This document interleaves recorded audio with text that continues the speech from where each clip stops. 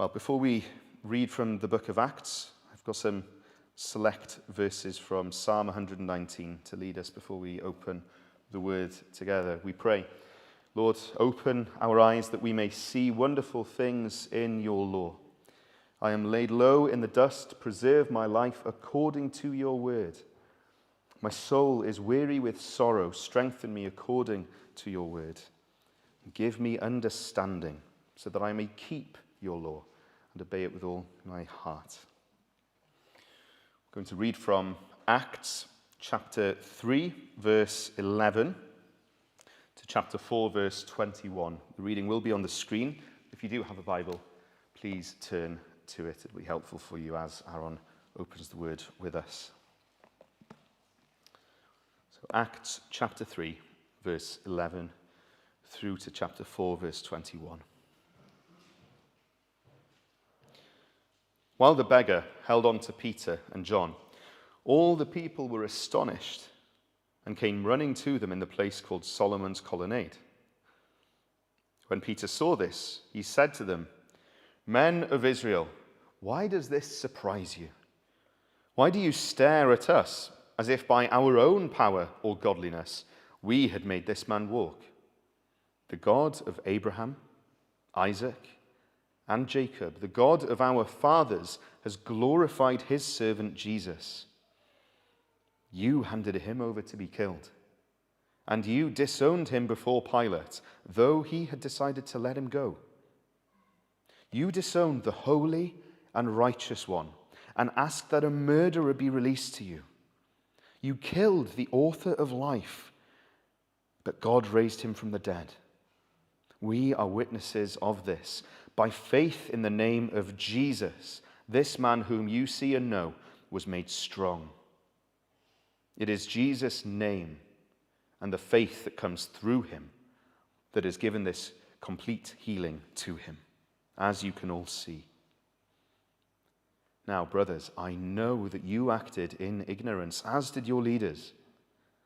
But this is how God fulfilled what he had foretold through all the prophets, saying that his Christ would suffer. Repent then, and turn to God, so that your sins may be wiped out, that times of refreshing may come from the Lord, and that he may send the Christ who has been appointed for you, even Jesus. He must remain in heaven until the time comes for God to restore everything, as he promised long ago through his holy prophets. For Moses said, "The Lord your God will raise up for you a prophet like me from among your own people. You must listen to everything he tells you. Anyone who does not listen to him will be completely cut off from among his people." Indeed, all the prophets from Samuel on, as many as have spoken, have foretold these days. And you are heirs of the prophets and of the covenant God made with your fathers. He said to Abraham, "Through your offspring, all peoples on earth will be blessed." When God raised up his servant, he sent him first to you, to bless you by turning each of you from your wicked ways. The priests and the captain of the temple guard and the Sadducees came up to Peter and John while they were speaking to the people. They were greatly disturbed because the apostles were teaching the people and proclaiming in Jesus the resurrection of the dead. They seized Peter and John, and because it was evening, they put them in jail until the next day. But many who heard the message believed, and the number of men grew to around 5,000. The next day, the rulers, elders, and teachers of the law met in Jerusalem. Annas, the high priest, was there, and so were Caiaphas, John, Alexander, and the other men of the high priest's family. They had Peter and John brought before them and began to question them. "By what power or what name did you do this?" Then Peter, filled with the Holy Spirit, said to them, "Rulers and elders of the people, if we are being called to account today for an act of kindness shown to a cripple and are asked how he was healed, then know this, you and all the people of Israel. It is by the name of Jesus Christ of Nazareth, whom you crucified, but whom God raised from the dead, that this man stands before you healed. He is the stone you builders rejected, which has become the capstone. Salvation is found in no one else, for there is no other name under heaven given to men by which we must be saved. When they saw the courage of Peter and John and realized that they were unschooled, ordinary men, they were astonished, and they took note that these men had been with Jesus. But since they could see the man who had been healed standing there with them, there was nothing they could say. So they ordered them to withdraw from the Sanhedrin and then conferred together. What are we going to do with these men? They asked. Everybody living in Jerusalem knows that they have done an outstanding miracle, and we cannot deny it. But to stop this thing from spreading any further among the people, we must warn these men to speak no longer to anyone in this name. Then they called them in again and commanded them not to speak or teach at all in the name of Jesus.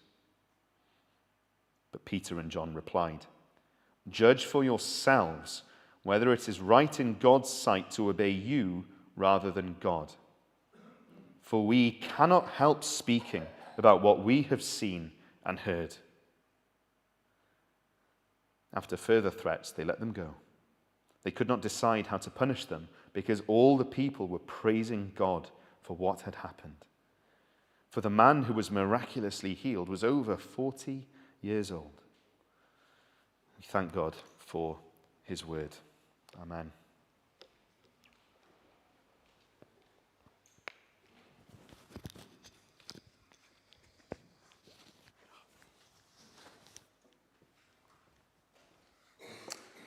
Okay, before I start, we're going to read another passage as well, which is going to be up on the screen, which is very, very short, just 2 verses. You'll remember this, I'm sure, from Acts 17, and it's verses 30 to 34, maybe, something like that, 30 to 33. This is where he's preaching in Athens to people who had several idols that they worshipped at the time. And he said at the end of his sermon to them, if you like, his outreach message to them, "In the past, God overlooked such ignorance, but now he commands all people everywhere to repent. For he has set a day when he will judge the world with justice by the man he has appointed. He has given proof of this to all men by raising him from the dead." When they heard about the resurrection of the dead, some of them sneered, but others said, "We want to hear you again on this subject." At that, Paul left the council. Okay, so just to remind us of where we are at, we've been looking at the Pentecost. We saw the message of Peter during Pentecost last week, and we saw the power of the Holy Spirit through the message that was preached, being Jesus being declared, that floodlight or spotlight being shown on Jesus. And as that happened, the Spirit worked in the hearts of those who were listening. They were convicted of truth and of their sin, and they accepted the message. And then in the midweek, we looked at the power of the Spirit in the lives of believers, the difference the power of the Spirit made now and coming to salvation made. They were all together, they had unity, they followed the 4 sort of cornerstones of church life: the teaching, the fellowship, the hospitality, breaking of bread, and the prayer. And so they were all together serving, worshipping the Lord, and also ministering to one another. And even that was creating a change in the community they lived in, because people were added to the church even by their example then of unity and of gospel love. And so the question we're going to look at tonight is, what happens when that doesn't happen, when people aren't added to the church?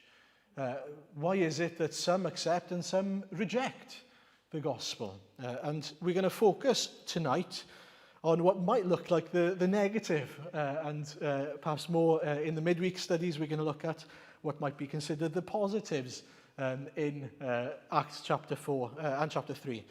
But I want to suggest that there are positives to take from this passage and from what we're going to read even tonight. And to ask the question, how do we deal with and how do we continue to preach Christ having faced continual rejection when it comes to the gospel? How do we keep on?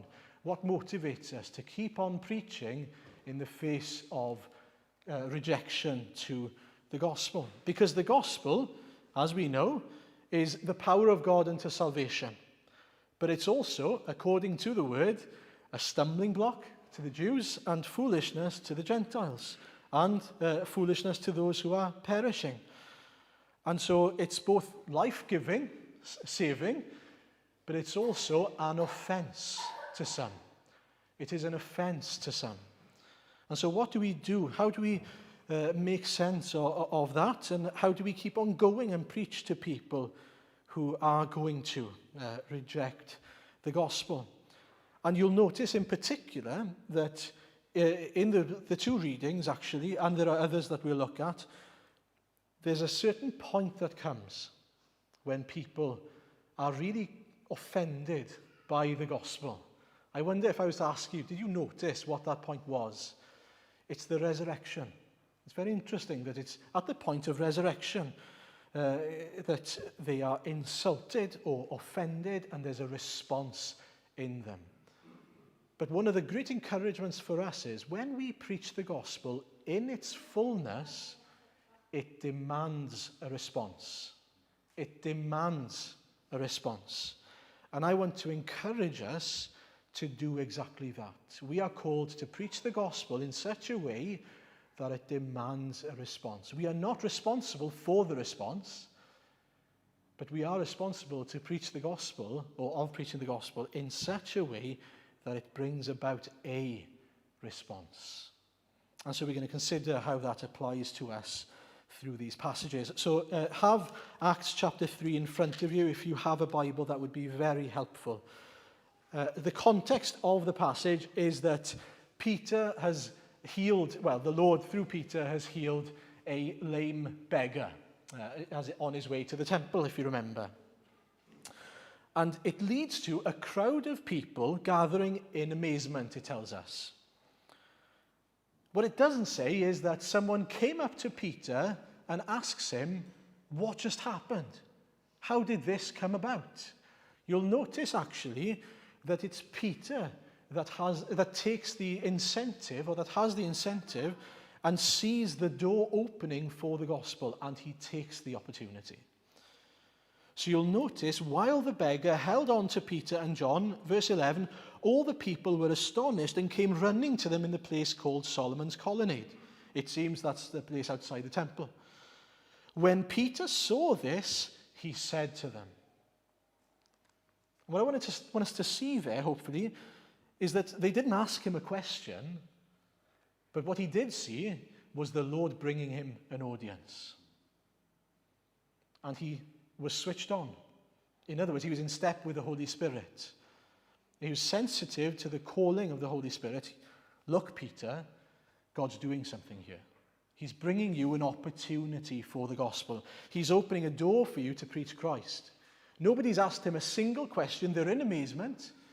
He could have easily walked away saying, yeah, that was amazing. Yeah, it was true. It was a great thing that happened there. But no, he saw it was an opportunity for the gospel. And so he asks them a question. Why do you stand there in amazement?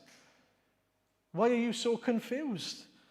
As if we are anything to do with this. This isn't us. He wants them to know immediately what you've just seen is nothing of my doing, my power. This is Christ at work through his Holy Spirit. This is God's work, not mine. And so it's an encouragement for us. When we are sensitive to the work and the guiding of the Holy Spirit, we will see those doors opening. No doubt, I'm assuming Peter is even praying for opportunities, for open doors. And now he's seeing prayers answered in the doors that are opening. But don't expect someone to come to you and slap you in the face with those questions. It may be a very soft opening to the gospel, but I want to encourage us to be in step with the Holy Spirit to such a degree that we are aware of what he's doing, how he is arranging things for us, perhaps even setting up those crowds for us then to come to them with that question, perhaps. And so, how does he go about making sense of the situation, of what's just happened? Well, the first thing he says to them is, look, this has nothing to do with me. This is no power of mine at work here. This is the Lord at work. But then he doesn't finish there. He doesn't simply say that. This is God at work. He goes immediately into preaching the gospel. This Jesus is the Jesus that you need. The Jesus that's at work here, the power that's at work here is the power that should be at work in you, that needs to be at work in you. And I was so challenged by that he could have easily just stopped at just making sense of what's happened. Yes, the Lord has done a great work here in healing this beggar. He wouldn't have been wrong in saying that. He wouldn't have been in any way blamed for saying that. That in itself is a witness. But he uses his sort of desire, well, he shows his desire to us to want them to come to a full understanding of the Lord Jesus. He doesn't just want them to know that he's powerful. He wants them to know how he can be powerful and how they can experience his power, his saving power. Yes, this man has been healed, but Jesus has come to heal you, is basically what he's saying to them. And so you'll notice that he goes from verse 16, by faith in the name of Jesus, this man whom you see and know was made strong. It is Jesus' name and the faith that comes through him that has given this complete healing to him, as you can all see. But then he goes on to say, now brothers, I know that you acted in ignorance, as did your leaders, because he's already said that it's the same Jesus that you crucified that's at work here. If you were to look at verse 13 and 14, in fact, the God of Abraham, Isaac, and Jacob, the God of your fathers, has glorified his servant Jesus. You handed him over to be killed, and you disowned him before Pilate, though he had decided to let him go. You disowned the holy and righteous one and asked that a murderer be released. You killed the author of life, but God raised him from the dead. We are witnesses of this. It's that Jesus. But he's not saying it in a condemnatory way. He's not simply wanting them to feel simply guilty about what they have done. Because he goes on to say, you acted in ignorance. But this was actually the plan of God. And so, repent, turn. Be washed of your sins, he goes on to say. It turns, he turns it from simply being a case of making sense of what's happened to them being made known. This is the gospel. This is the news you need to hear. Not only that he can heal this beggar, but that he can wash away your sins. He preaches, in other words, in the gospel in its fullness. And he preaches an offensive gospel. It is an offensive gospel. It's offensive because he's preaching it to people who think they're okay as they are, to people who think that they're great with God, that there's no problem in their lives. These were Jews, scribes, Pharisees.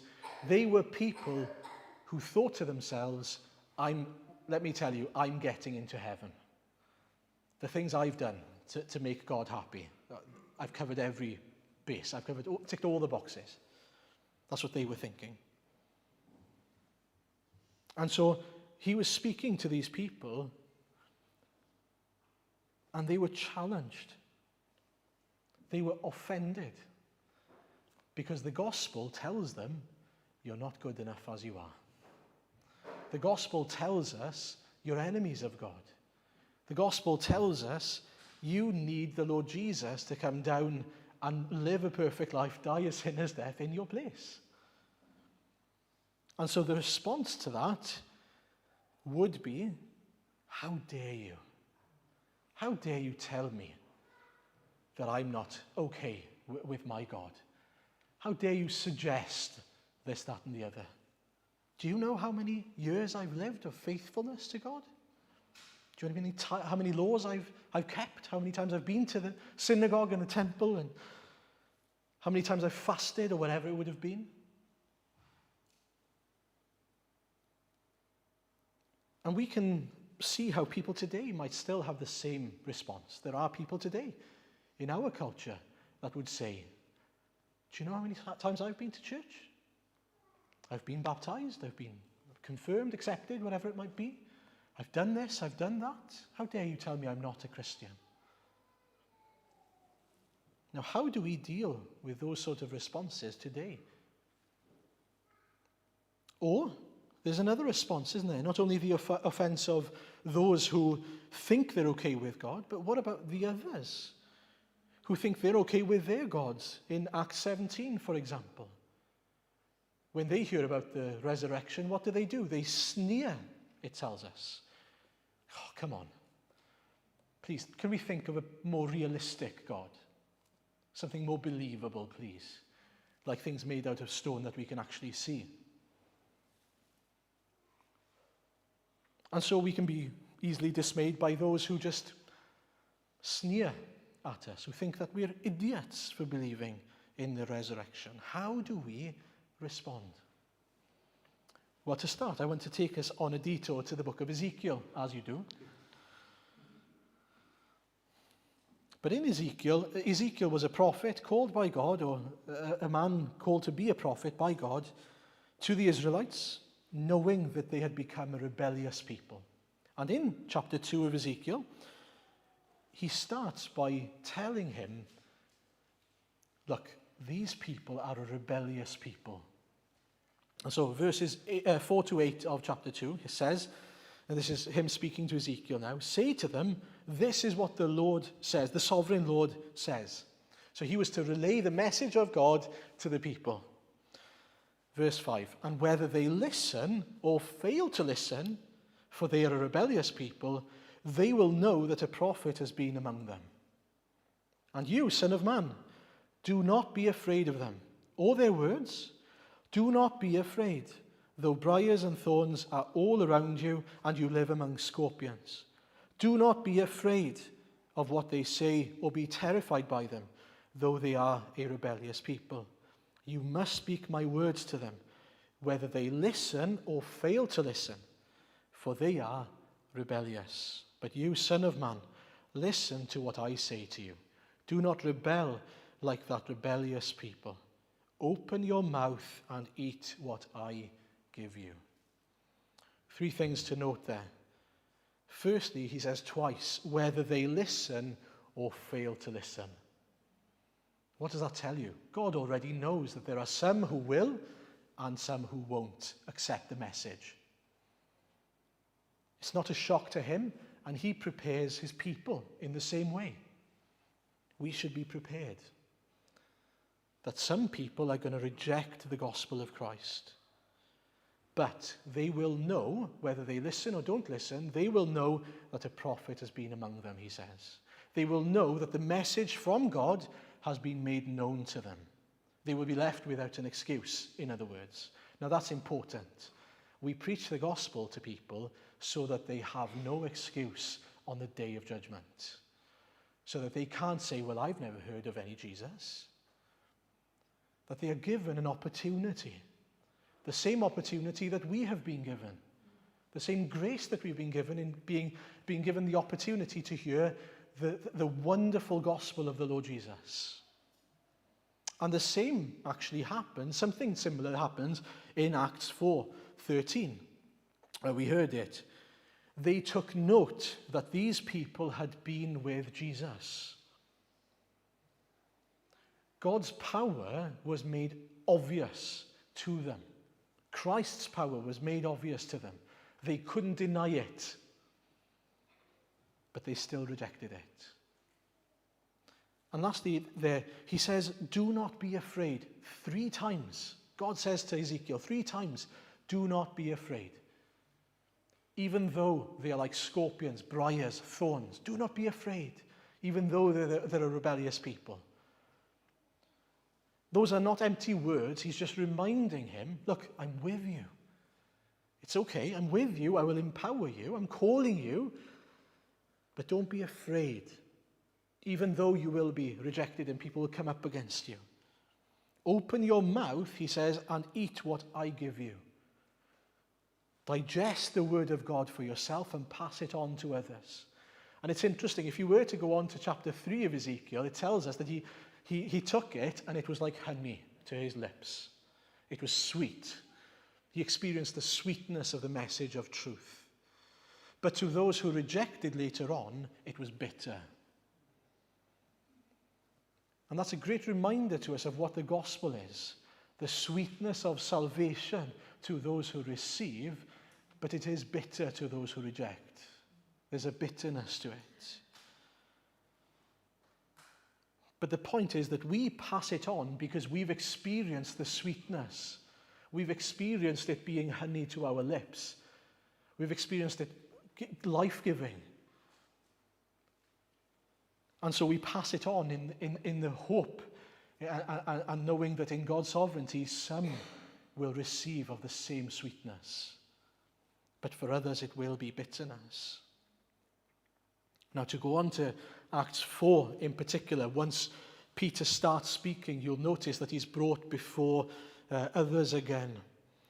In particular, then, he's taken into jail along with John. And it's quite heartbreaking, isn't it? Because what we notice is that they take offense to the gospel.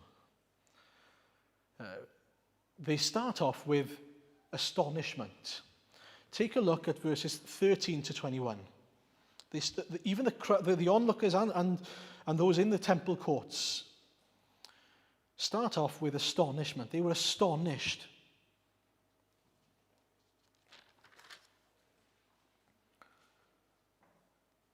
But then once you start looking further, it just gets worse and worse and worse. So they see the courage of Peter. They realize they're unschooled, ordinary men, astonished. And they took note that these men had been with Jesus. And then it goes from that, very interestingly, to them being speechless. But since they could see the man who had been healed standing there with them, there was nothing they could say. So what do? They're confronted with this power that's been at work, this healing that's happened that they can't explain, they can't deny it, so what do? Do they inquire? I want to know something of that power.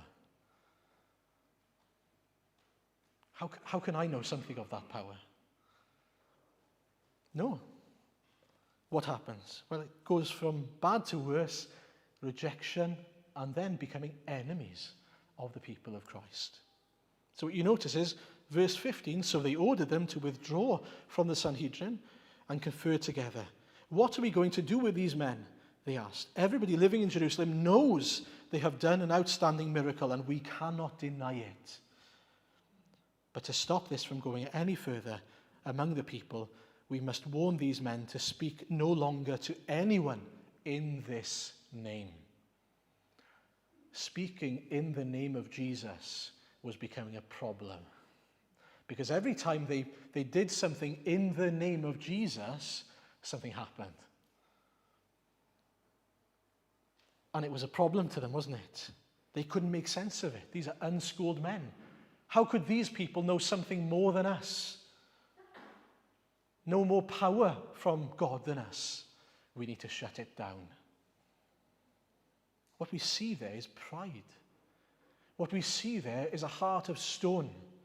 Someone who sees the power of God at work, the power of Christ at work, but isn't willing to bow the knee to it. Because it means having to accept, I was wrong. My whole life I've been wrong. about everything.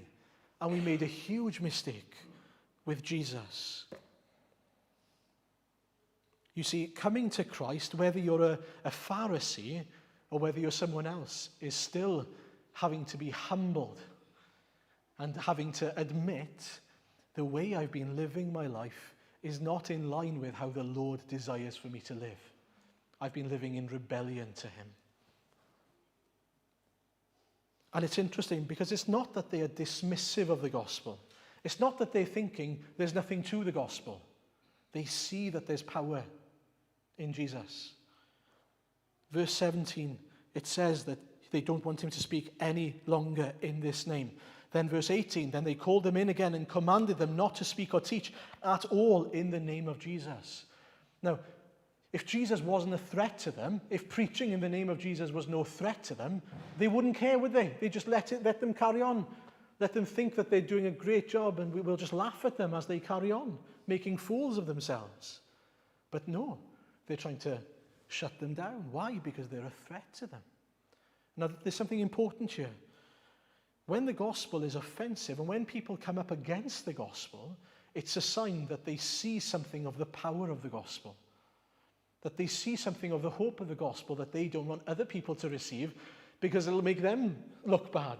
But they see something of its power.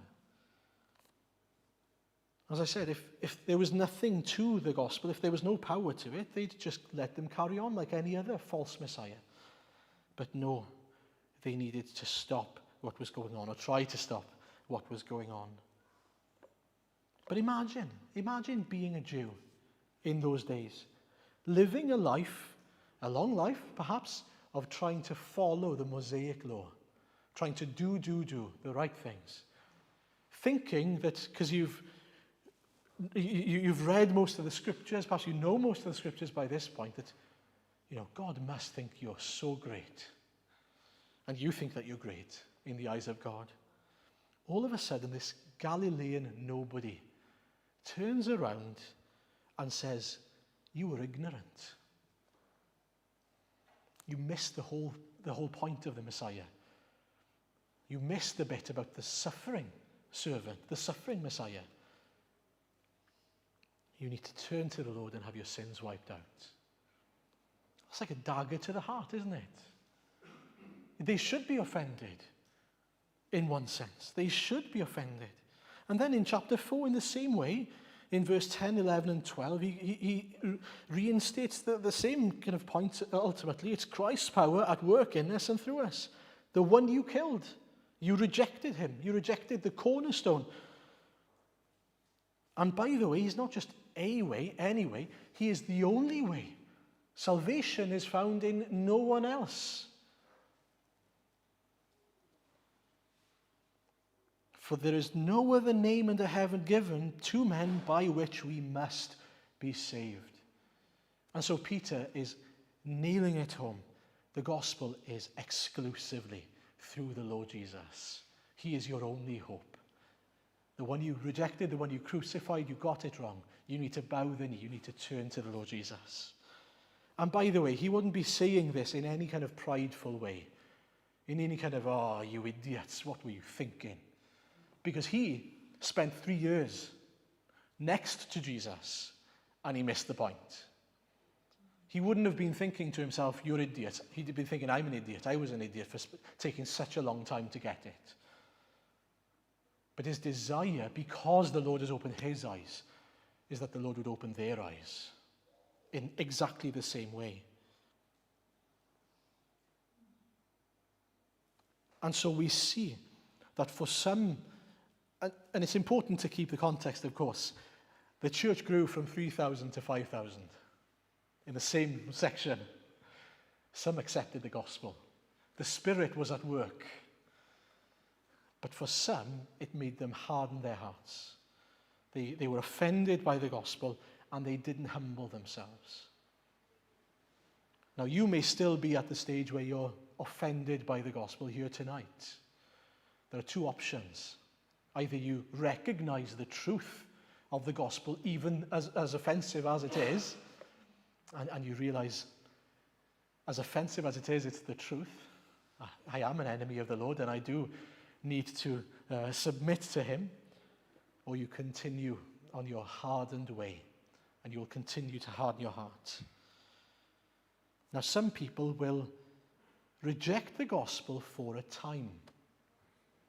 But that's not to say that they are beyond saving. And I think that's important as well, that we remember that we don't know God's ways, God's timing, his purposes. And so think of Paul. Paul had come across the church. He'd come across the gospel. And he decided, I hate those people. I hate Jesus and those Jesus people. That was his attitude. So what did he do? He went after them. He was going to kill every single Christian around. And then he met with Jesus. There was a time where he hated Christ followers until he became one of them. It reminds us, doesn't it, that although there's rejection now perhaps, there won't necessarily be rejection forever in the hearts of those we preach the gospel to. And so in Acts 9 verse 20 we read, at once he was converted, he began to preach in the synagogues that Jesus is the Son of God. All those who heard him were astonished and asked, isn't he the man who raised havoc in Jerusalem among those who call on this name? And hasn't he come here to take them as prisoners to the chief priests? Yet Saul grew more and more powerful and baffled the Jews living in Damascus by proving that Jesus is the Messiah. Isn't that amazing? This man who was so hardened that he was killing Christians is now saying Jesus is God. What a transformation. And everyone around just couldn't take it in. Isn't he the guy that used to bring people in here, causing havoc, taking them as prisoners? What's the difference? He's met Jesus. The Spirit has opened his eyes. And because of that, pride is gone. Self-righteousness is gone. The things Paul used to boast in, which is himself, as he tells us in Scripture, gone.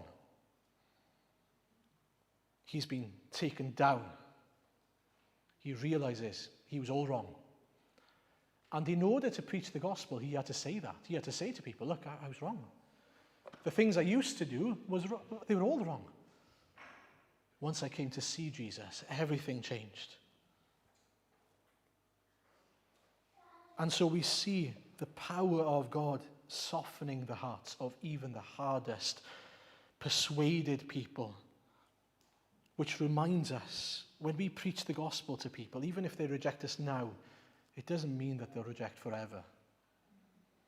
It doesn't mean that 1 year, 2 years, 5 years down the line, the Lord Jesus might open their eyes. That the Spirit might cause something in their hearts to stir all of a sudden, and that he will break through. Because it's God's timing, not ours. It could even be that we preach the gospel to someone today, and that it is brought to their minds 20 years from now. And that the Lord uses that seed that was planted to save them in their most desperate time. And so bear in mind that when we preach the gospel, we are not preaching it so that we know that they've become Christians. This is important. So that we can say, oh yeah, that person came to faith through me. Or, oh yeah, they bore fruit because of me. No.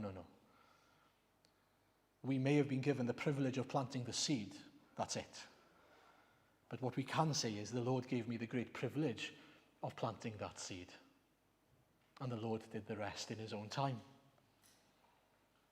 And so Paul then, having had his heart softened, went on to speak to others whose hearts were also hard, knowing, completely convinced that if he can melt me, he can melt their hearts. And so we read in Acts 17, you had in Athens these people with a multiplicity of idols, all these different idols that meant different things, an idol for this, an idol for that, or different things. And what does he do? He preaches Christ to them. He's so gut-wrenched by going to this place where there's just all this falsehood And he has to preach Christ to them. And so he does in a great way. But notice that especially then, the end result of it is that some people accepted, so they left all those idols behind. All of them, every single one, to follow the true living God. Why? Because the Spirit worked. Just like it did in Paul's heart, just like it did in all the other people's hearts at Pentecost, the Spirit worked. But at the same time, some people sneered. The same gospel, the same message, different responses. The same thing happens then in Acts 23. Paul again is put on trial. They had nothing to say against him. But the end result is this huge dispute because Paul says this, I stand on trial because of the hope of the resurrection of the dead. What's the thing that causes this offense again? The resurrection. And so how do we apply it? How do we apply what happens here and what happens today? Firstly, where is the Lord in all of this? In every single circumstance, where is the Lord? Look at verse 11 of Acts 23. I should give a bit more context as well. That when Paul was brought before them, he speaks about the Lord Jesus, and they had nothing against him ultimately. There was a great uproar, it says in verse 9, and it ends up with people plotting to kill Paul. But in verse 11, the following night the Lord stood near Paul and said, take courage, as you have testified about me in Jerusalem, so you must also testify in Rome. I love that verse. There's two things. It reminds Paul that the Lord is with him. The Lord is with him. He's with him there, standing with him, empowering him, enabling him to speak boldly in the face of persecution and threat to life. The Lord is with him. But at the same time, the Lord is sovereign over the circumstances that he's in. Because what he says, he gives him a promise. You will testify in Rome. Don't you worry about it. I'm going to accomplish my purposes through you. There will come a plot to kill you, but don't worry about that. You will do what I've called you to do because I am in charge. Do you see the point? Keep on trusting in the Lord, whatever the opposition, whatever the threat, because the Lord is sovereign over your circumstances and he is with you in your circumstances. He hasn't forgotten about us. He is there with us as we preach the gospel. As we are rejected, he will encourage us. He will enable us. Secondly, from the outset, the Lord makes it clear to us the gospel we preach is offensive. We need to get it into our minds. When the gospel is preached in its fullness, it will demand a response. Because it leaves people, if they say nothing, if they don't respond verbally at all, they still know, if I don't do anything about my situation, I am condemned. I stand condemned before the Lord. If we truly preach the gospel to someone, they will know, if I do nothing, it means I am rejecting the gospel.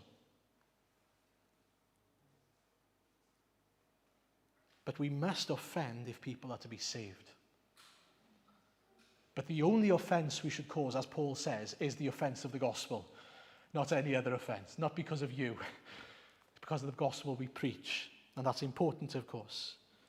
But just to apply this, I was really challenged when I was considering this. Telling someone God loves you isn't offensive. Telling someone God has a plan for you isn't offensive. Telling someone God wants to be your friend isn't offensive. But neither is it the full gospel. That doesn't tell them how they can be saved or why they need saving. And what was on my heart, my own heart, was that we cannot and should not ever reduce the gospel to that. That the gospel that we have come to believe is a gospel where hope is offered because of our sin. Jesus is a Saviour whose mighty works is to be declared. We should never make light of the blood of Jesus. We should never be ashamed of the blood of Jesus. He is worthy to be declared, made known. And that's surely why Peter is going all guns blazing into every single situation in order to make it known. This Jesus whom you crucified is the Lord and Saviour. He is the Messiah, the suffering servant. You acted in ignorance, but it was God's plan. Be reconciled, be washed of your sins. He's not holding back in any way. He gives them a warning, you'll be cut off if you do. Yes, it's offensive, but unless people are offended, they'll never come to see their need. They'll never come to see that they are currently standing in lies, in deceit, which is what Satan wants for them. Do you know there are people in my life, there might be people in your lives, and I was really challenged by this. They think that they're Christians, but they're not. We have to have hard conversations with people where we tell them, I'm sorry, that's not the gospel. That's not what it means to be a Christian. And we've got to be really careful with our hearts here, that we don't say it with any hint of condemnation, but that we say it so graciously and so lovingly that they realize we're telling them because we care about them so much and we desire for them to, in such a way, to be reconciled to the Lord. We don't come to them and say, oh, you idiots. We don't come to them and say, look, how could you just come to church thinking, a good works gospel? If we're thinking like that, if that's our attitude, we are blind to our own sin as well, still even now, to a degree. Because we don't realize the extent to which it's only by grace that we are here. But for the grace of the Lord. And so we can't reduce the gospel to simple truths that are part but not the fullness of the gospel. Can I encourage you lovingly, and I've been doing it myself, I promise, to think about the way we preach Christ to people, the way we preach the gospel, and to ask the question, am I looking to explain the gospel in its fullness, or am I simply trying to get away with giving them glimpses? Because it's a little bit like telling people, I've got a map to this great treasure. Just thought I'd let you know. That's selfish, isn't it? When we know that that map has been given to us so that we give it to everyone else, to share in it, because the person who gave us the map desires for all of them to find the treasure at the end. I'm talking about the way of salvation. That's the map, the gospel, the message of the gospel. How can we keep it to ourselves? How can we give them half of it or a quarter of it? That's even more cruel, isn't it? And so to say to someone you're a sinner is like giving them that first section of the map. Or you're a sinner, but there is a chance for you to be saved. There's a way for you to be saved. But you don't tell them the way. Do you see the point? It's part of the message, not the fullness. And so as we preach, we desire, we long, we pray, Lord, help me to preach the gospel in all its fullness. Help me not to miss anything out. Because these people need to know who you are, who they are, and what you have done for them that they can be reconciled to yourself. Help me. Give me wisdom. Give me boldness. Help me to plainly, clearly, but lovingly share the gospel of Christ with others. But more than anything, doing it relying on the power of the Spirit. It's the Spirit that gives wisdom. It's the Spirit that leads us in the truth that we have been given. And so we are to preach knowing that people are able to be saved through it. As I said, we are the ones who plant the seed. We are not the ones that cause it to grow. But we are bringing glory to the Lord simply by preaching. We are glorifying our Father in heaven as we declare the wonders of his Son, whom he delights in. Do you know, we've got such a privilege when we preach about Jesus. The Father delights in us as we delight in his Son. And so we pray that as we delight in the gospel, as we preach the gospel, that it would cause the Father to delight in us. Now, I was really encouraged by and challenged by Paul in his attitude when he speaks in Romans 10, and I'm finishing here. In Romans 10, he says, "Brothers and sisters, my heart's desire and prayer to God for the Israelites is that they may be saved. For I can testify about them that they are zealous for God, but their zeal is not based on knowledge. They lack knowledge of the gospel, since they did not know the righteousness of God and sought to establish their own righteousness, self-righteousness. They did not submit to God's righteousness. Christ is the culmination of the law, so that there may be righteousness for everyone who believes through him." His desire is to see them coming to know the truth. Have we got zeal for the truth? The truth being made known. We sang earlier, "Let the praises of my heart be thine, for Christ has died, that I may call him mine." Do we desire that other people might call him theirs? You know, it's great to say, "Oh, that I may call him mine," but it's also so that he might call him his, and that she might call him his. Does that make sense? That others might come to the same saving knowledge as us. We can pray, "Lord, take away that selfishness perhaps in me, because I know I'm okay. I know I'm right with the Lord Jesus. I'm at peace with the Lord Jesus." But sometimes Satan can use that to go, "So there we are, don't worry about it. Don't make life hard for yourself, don't suffer, it's okay. You're okay with the Lord Jesus. It's true, you are okay with the Lord Jesus. But as someone who is okay with the Lord Jesus, do you desire for others to be okay? To be right at peace with him as well?" In 1 Timothy 2, then, Paul goes on to say, "I urge then, first of all, that petitions, prayers, intercession and thanksgiving be made for all people." Not just the people we like, not just our friends, our families, co-workers, all people. In particular, he says, even those people, and I think there's something in this, kings and those in authority, because those people didn't like Christians at the time. Those who hate us, our enemies, that we may live, yes, peaceful and quiet lives in all godliness and holiness. This is good and pleases God our Saviour, who wants all people to be saved and to come to a knowledge of the truth. Pray that we would have the same desire and knowledge, a desire for others to know the truth. Paul prays in Ephesians 6, verses 19 and 20. "Pray also for me." He asks for prayer.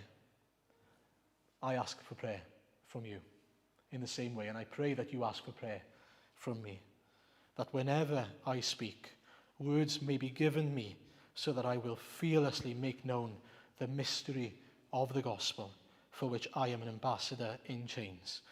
Pray that I may declare it fearlessly as I should. And so, be prepared. The gospel is offensive. Be faithful to the gospel.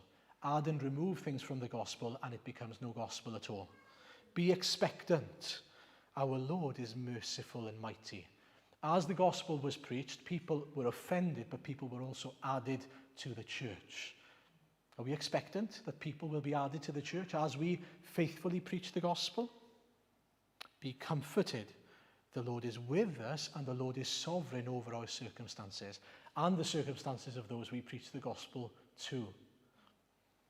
Be patient. This is perhaps a big one. Be patient. Rejection now does not mean rejection forever, and we may even die before we see the fruit of the message we preach or the gospel we preach. Do you know, in China there have been stories where grandmothers told their grandchildren, they told their children as well, but they rejected it, but they told their grandchildren the gospel. Some of them then passed away, but some years later those grandchildren became believers. The seed was planted, and at the right time, according to God's will and purposes, he bore fruit in them. Don't worry about the result we see. And lastly, be joyful. We have the privilege of declaring the mighty wonders of God that brings glory to him. As we preach the gospel, we are making him glad. I think that's a wonderful thing, that every time we declare the wonders of the gospel, the glory of Christ to others around us, the Father is delighting in us. I'm a father, and when I see my kids doing something wonderful, I delight in it. It makes me full of joy. Don't we want the same for our Heavenly Father, that we cause him to delight in us? Because we know that what we're doing is we're making the truth known, the truth of the gospel, the means by which he came to save us so that we can be reconciled to him and temples of his Holy Spirit. For his name's sake. Amen.